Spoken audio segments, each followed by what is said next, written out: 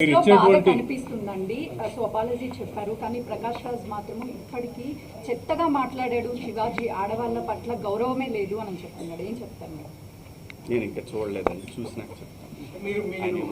Sir మీరు ఇచ్చిన explanation తోని ఇప్పుడు ఈ మహిళా కమిషన్ యాక్సెప్ట్ చేశారా సార్?